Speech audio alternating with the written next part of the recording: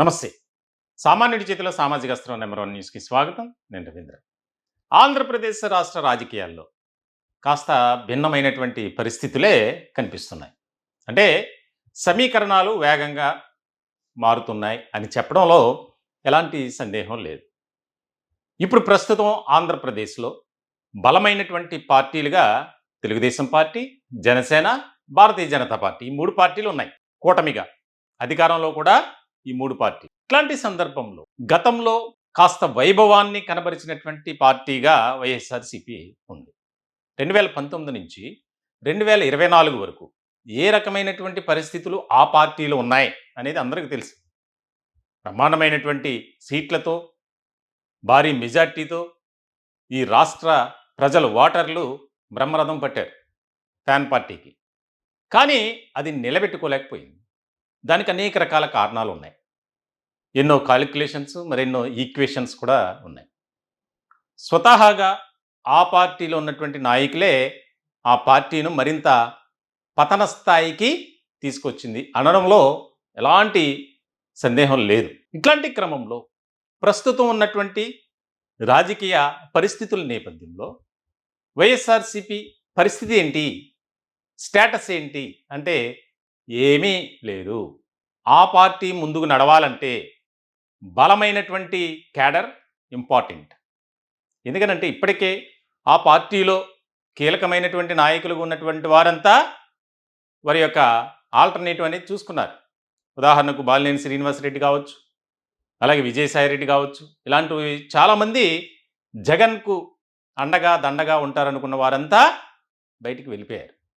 ఇట్లాంటి క్రమంలో మరి ఉన్నటువంటి కాస్తో కూస్తో క్యాడర్ ఏదైతే ఉందో వారు కూడా నిశ్శబ్ద వాతావరణంలో ఉన్నారు. సైలెంట్ మోడ్లోకి వెళ్ళిపోయారు. ఎక్కడా కూడా దానికి సంబంధించి పార్టీ తరపున కానీ, అలాగే వారి స్థానికంగా అక్కడ కూడా ఎలాంటి కార్యక్రమాలు చేయట్లే. కూటమి అధికారంలోకి వచ్చి దాదాపుగా 2 ఏళ్ళు పూర్తి కావస్తుంది. ఇలాంటి సందర్భంలో ప్రతిపక్ష హోదా రానప్పటికీ ఆ బాధ్యత తీసుకొని పనిచేయాల్సినటువంటి అవసరం వైఎస్ఆర్‌సీపీపై చాలా ఉంది. ప్రజల్లో ఒక రకమైనటువంటి అసంతృప్తి, వ్యతిరేకత అదే. ప్రతిపక్ష హోదా ప్రజాస్వామ్య వ్యవస్థలో సీట్ల ద్వారా వచ్చేది. అది ఏదో పార్టీ ఇస్తే భిక్ష కాదు. ప్రజల తరపున పోరాటం చేయకుండా, ప్రజా సమస్యలపై ఆందోళన, నిరసన కార్యక్రమాలు చేయకుండా కేవలం వారి వ్యవహారాలు మాత్రమే చూసుకుంటున్నారు. కనీసం అసెంబ్లీ సమావేశాలకు కూడా రానటువంటి దుస్థితిలోకి ఆ పార్టీ నాయకులు వెళ్ళిపోయారు అనేది ఒక రకమైనటువంటి చర్చ. చర్చ కాదు, వాస్తవం అది. ఎందుకనంటే ఒక పార్టీగా అధికారంలో ఉన్నటువంటి పార్టీకి ఒక ఛాలెంజ్ విసరాలి. అంటే ఎన్నికలకు ముందు ఇచ్చినటువంటి హామీలు కానీ, వాగ్దానాలు కానీ వాటిని ఏ స్థాయిలో నెరవేరుస్తున్నారు, ఇంకా ఏం పెండింగ్ ఉన్నాయి అని ప్రజాక్షేత్రంలోకి వెళ్ళాల్సినటువంటి ఒక బాధ్యత ఉంది. మరి అది కూడా చేయట్లే. ఇలాంటి క్రమంలో ఏదైనా ఒక కార్యక్రమం నిర్వహించ తలపెడితే అది అక్కడతోనే ఆగిపోతుంది. దానికి సంబంధించి ఎక్కడ కూడా ముందుకు అడుగులు వేయటం లేదు. ఇలాంటి క్రమంలో ఇక్కడ ఒక ముఖ్యమైనటువంటి అంశం ఏంటంటే ఇప్పుడున్నటువంటి కొంతమంది సీనియర్లలో దాదాపుగా చాలామంది కనిపించట్లా. వారి వాయిస్ వినిపించట్లా. ఉదాహరణకు పెద్దిరెడ్డి రామచంద్రారెడ్డి. ఆయన అప్పుడప్పుడు మాట్లాడుతున్నారు, అప్పుడప్పుడు కనిపిస్తున్నారు అంతే. కానీ అంత యాక్టివ్‌గా లేరు. ఎందుకనంటే ఆయనపై కూడా అనేక రకాల కేసులు. ఎక్కడ బయటకు వచ్చి మాట్లాడితే మనకు ఎలాంటి ఉపద్రవం వచ్చి పడుతుందో, ఎలాంటి ప్రమాదం వస్తుందో అని ఒక భయం. ఇలాంటి క్రమంలో 2019 నుంచి 2024 వరకు ఆంధ్రప్రదేశ్‌లో చోటు చేసుకున్నటువంటి అతిపెద్ద స్కామ్ లిక్కర్ స్కామ్. దానికి సంబంధించి కూడా అరెస్టులు జరిగాయి, ఇంకా జరుగుతున్నాయి, విచారణ కొనసాగుతుంది. దీనికి సంబంధించి మనకెందుకులే, ఏం మాట్లాడితే ఎలాంటి కష్టం వస్తుందో, నష్టం వస్తుందో, అవసరమా అన్న విధంగా కొంతమంది నాయకులు తయారైపోయారు. ఇలాంటి క్రమంలోనే గతంలో జరిగినటువంటి పరిణామాలు మనకు తెలుసు. అంబటి రాంబాబు కావచ్చు, జోగి రమేష్ కావచ్చు, కొడాలి నాని కావచ్చు, వల్లభనేని వంశీ కావచ్చు, ఇలాంటి వారు కూడా దాదాపుగా ఎక్కడా కూడా ఒక యాక్టివ్ అనేది కనిపించట్లేదు. అంబటి రాంబాబు అంటే ఆయన ఒక రకమైనటువంటి విధానంలోనే వెళ్తున్నారు.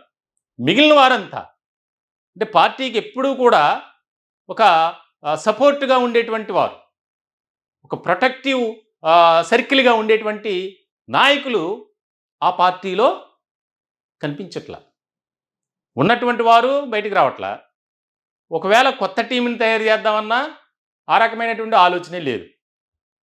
ఇలాంటి సందర్భంలో రాబోయే రోజుల్లో వైఎస్ఆర్సీపీ పరిస్థితి ఏ స్థాయిలోకి వెళ్తుంది, ఎట్లా మారుతుంది, ఎంత ప్రమాదకరంగా ఉంటుంది అనేది ఇక్కడ రాజకీయ విశ్లేషకులు కూడా ఒక రకమైనటువంటి వాదన, ఒక చర్చ. ఎందుకంటే ఇప్పటికే గతంలో ఉన్నటువంటి కేసులు, ఆదాయానికి మించినటువంటి ఆస్తుల కేసుకు సంబంధించి జగన్ ఇబ్బంది పడుతున్నారు.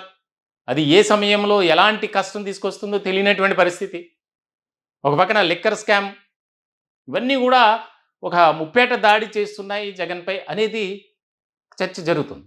ఇలాంటి క్రమంలో ఆ పార్టీలో ఉన్నటువంటి వారు అంతా సపోర్ట్గా ఉంటారో అనుకున్నటువంటి వారు కూడా సైలెంట్గా జారుకుంటున్నారు, దూరం అవుతున్నారు పార్టీకి. దానికి అనేక రకాల కారణాలు ఉన్నాయి. ఉదాహరణకు విజయసాయిరెడ్డి ఏ రకమైనటువంటి కామెంట్ చేశారో మనకు తెలుసు. ఆయన పార్టీలో నెంబర్ 2 పొజిషన్గా ఉండి వైఎస్ఆర్సీపీ స్థాపించినప్పటి నుంచి, ఏర్పాటు చేసినప్పటి నుంచి జగన్కు చేదోడు వాదోడుగా వైఎస్ కుటుంబానికి అత్యంత సన్నిహితంగా ఉన్నటువంటి విజయసాయిరెడ్డి ఆయన బయటకు వచ్చేశారు. బయటకు వచ్చినటువంటి క్రమంలో ఆయన చాలా కీలకమైనటువంటి కామెంట్ చేశారు. ఏదైతే ఈ పరిస్థితులకు కారణం క్వాటరీ వ్యవస్థ. ఇప్పటికైనా జగన్మోహన్ రెడ్డి ఆ క్వాటరీ వ్యవస్థను పక్కన పెట్టకపోతే అనేక రకాల ప్రమాదాలు వస్తాయి, పార్టీ మరింతగా పతనం అవుతుంది అని ఒక రకంగా ఇండికేషన్ ఇచ్చారు. అయినా సరే ఎక్కడా కూడా జగన్మోహన్ రెడ్డి దాన్ని సెట్ చేసుకుని ఒక రకమైనటువంటి విధానంతో ముందుకు వెళ్ళాలి, ఇప్పటి నుంచి చేసుకోకపోతే 2029 ఎన్నికల నాటికి ఏమి చేయలేనటువంటి పరిస్థితి.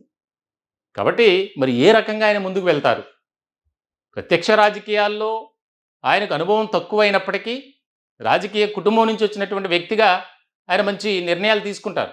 ఒక ప్రత్యేకమైనటువంటి వ్యూహంతోనే అడుగులు వేస్తారు జగన్మోహన్ రెడ్డి. ఇలాంటి క్రమంలో సొంత కుటుంబం నుంచి కూడా ఒక రకమైనటువంటి వ్యతిరేకత, ఇవన్నీ కూడా ఆయన మరింత ఇబ్బందుల్లోకి నెట్టుతున్నాయి. దీనికి సంబంధించి మరి జగన్మోహన్ రెడ్డి వీటన్నిటినీ ఏ విధంగా ఎదుర్కొని ముందుకు వెళ్తారనేది ఇక్కడ కీలకమైనటువంటి పాయింట్.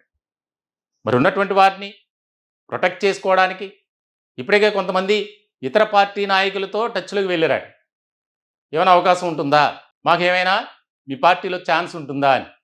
ఎందుకంటే ఒక పొలిటికల్ లీడర్ ఎప్పుడైనా సరే ఒకటే ఆలోచన చేస్తారు, తన పొలిటికల్ జర్నీ అనేది కొనసాగించాలి. డెవలప్ అవుతూ అంచెలంచెలుగా ముందుకు వెళ్తారు కానీ వెనక్కి వెళ్ళరు. సో ఇలాంటి సందర్భంలో చాలామంది నాయకులు ఆల్టర్నేటివ్ అనేది చూసుకుంటున్నారట. మరి వారిని ఆపుకొని ప్రొటెక్ట్ చేసుకొని పార్టీని మరింత బలోపేతంగా మార్చాలి, క్యాడర్ను కూడా నిలబెట్టుకోవాలి. ఇవన్నీ కూడా ఛాలెంజ్గా ఉన్నటువంటి అంశాలు. మరి జగన్మోహన్ రెడ్డి ఏ రకమైనటువంటి నిర్ణయాలు తీసుకొని ముందుకు వెళ్తారనేది కూడా చాలా కీలకమైనటువంటి పాయింట్. ఈ టాపిక్పై మీ విలువైనటువంటి అభిప్రాయాలు కామెంట్ రూపంలో తెలియజేయండి. దయచేసి మా ఛానల్ని సబ్స్క్రైబ్ చేసుకోండి. Thank you.